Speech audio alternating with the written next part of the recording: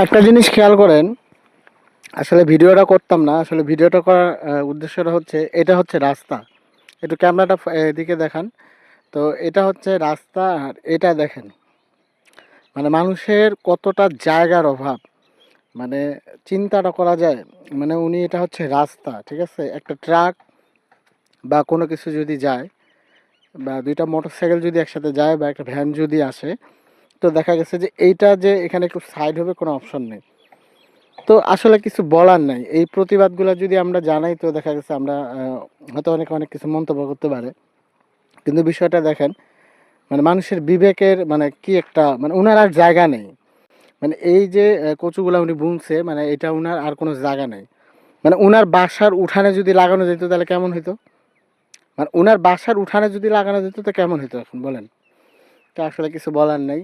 মানে বিবেকের কাছে খারাপ লাগলো, তাই একটু ভিডিওটা করলাম।